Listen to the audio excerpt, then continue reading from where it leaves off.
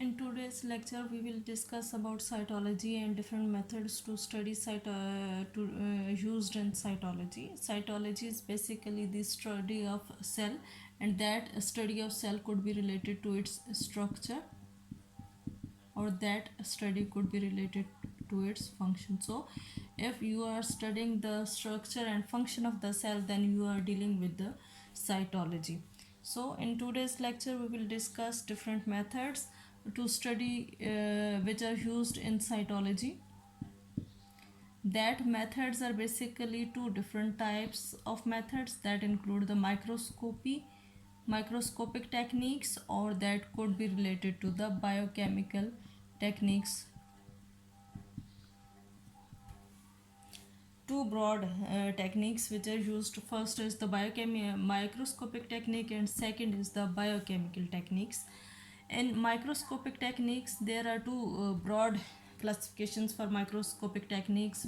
One is the light microscopy and another one is the electron microscopy.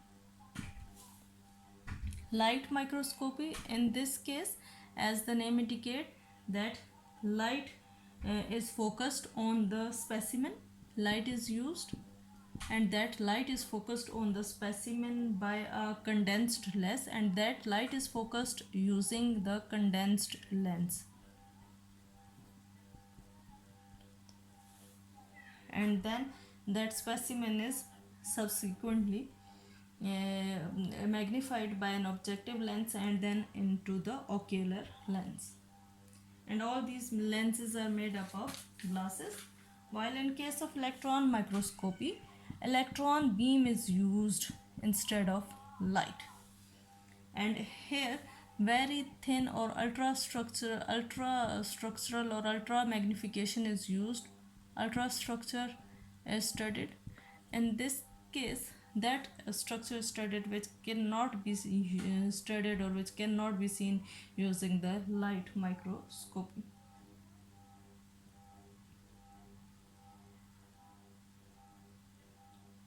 Here are in electron microscopy, there are two different types of electron microscopes. First is the transmission electron microscope, which is also known as TEM, transmission electron microscopy, and another is scanning electron microscopy. In case of transmission electron microscopy, that observation is basically limited to the non-living things.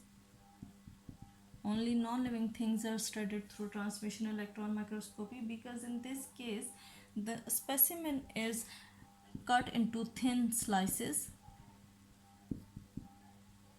and then these are treated with the stains that containing elements that deflect the beam of electrons. So in basically in transmission electron microscopy, non-living things are used, which are basically first sliced into thin pieces, and then these pieces are treated with different compounds, and then these are studied through the transmission electron microscope. While in scanning electron microscopy, living organisms are used.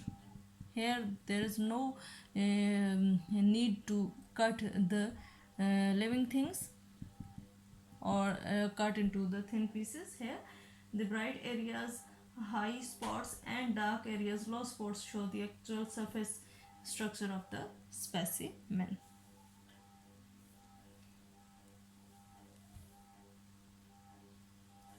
While in biochemical cytology, as the name indicates, different types of biochemical analysis are done. Biochemical properties of the cell are studied. Different types of biochemical properties